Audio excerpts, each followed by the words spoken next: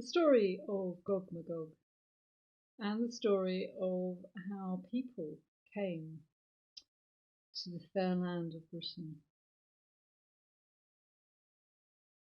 Such is the nature of stories that, of course, stories move around a great deal. And so we begin, although this is a story about Britain, we begin in Troy with the end of the Trojan Wars and the people who fled or perhaps were carried from the burning embers of that once great and proud city and their descendants. So the Trojans, dispirited as they were, began anew. When Brightus' mother was great with child, there was a prophecy that he would bring about the death of both his parents, that he would wander the world, that he would find an island cloaked in cloud, and he would found a great and mighty nation.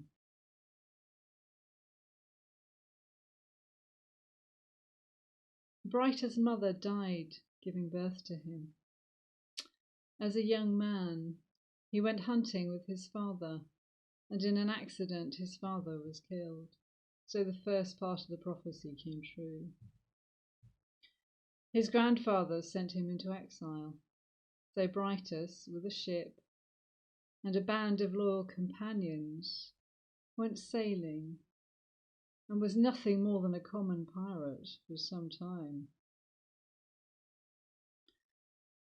Brightus' companions found themselves on an island, perhaps not far from Greece, perhaps not far from Troy.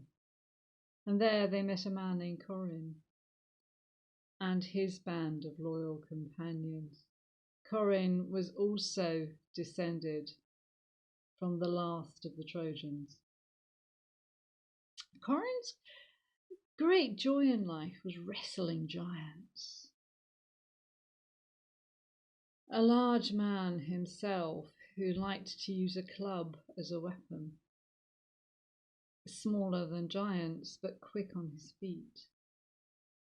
He could defeat them. So, 2 shiploads of people, 2 shiploads of people descended from the last of the Trojans, found a cloud-cloaked island, not in the very north of Europe, but north of the mainland of Europe. And the island seemed to be empty of people. But there were the remains of stone houses which had been abandoned. The forests teeming with game, teeming with animals to be hunted, full of nutritious plants if you knew what to eat and what was not poison. They also found what they called the Giant's Dance, a great circle of huge stones, which it seemed to them could only have been brought there by giants.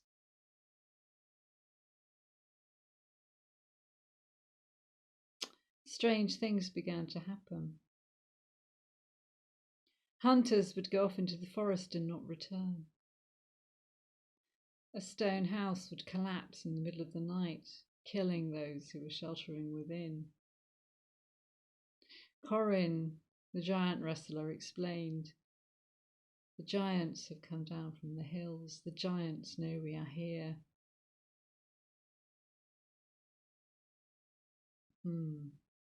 It is time to fight back. Giants are not particularly cunning. So the men dug deep pits and covered them with branches of trees which would support the weight of a man but not the weight of a giant. And once the giant had fallen into the pit, it was easy to dispatch him. But Corin wanted to wrestle the giant's leader. The leader of the giants was called Gogmagog, and he was a giant with 2 heads.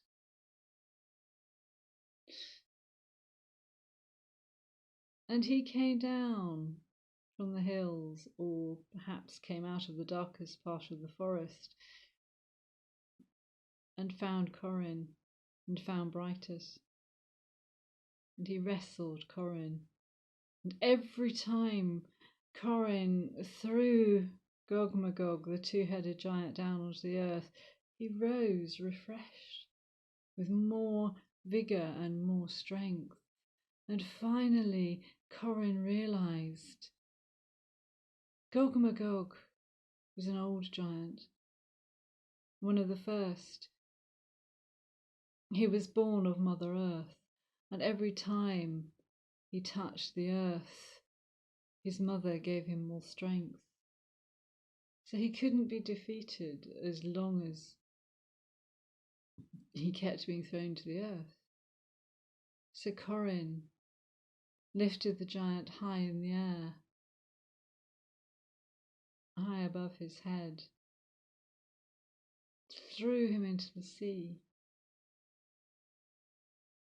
And because water would not support Gogmagog in the way that the earth did, that was the end of him. So the third part of the prophecy came true. The other giants lost heart and simply hid from the people who were taking over the island of Britain. For Brightus named the island after himself, and the people who lived there were called Britons. Such is how people first came to this green and pleasant land.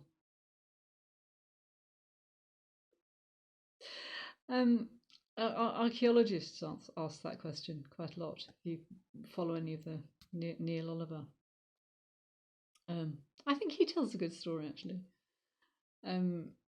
How did we come here? Where did we come from? And of course, it's a question that storytellers ask too.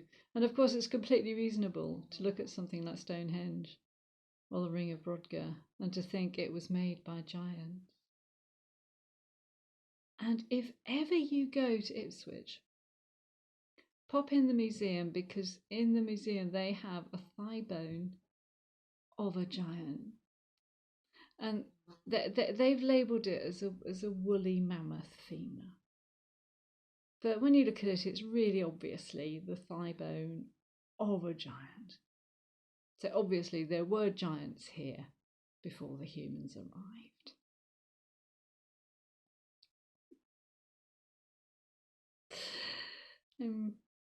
For more stories about giants and dragons and witches and handsome princes and spinning wheels, do subscribe to my channel. And I do hope to see you again. And if you get the chance, go down to Stonehenge. But also, while you're down that way, go to Uffington and say hello to the White Horse. Because the White Horse of Uffington really is truly beautiful. Lovely. So, for other stories, do watch some of the other stories on my channel, and watch out for giants, because they might still be out there. See you.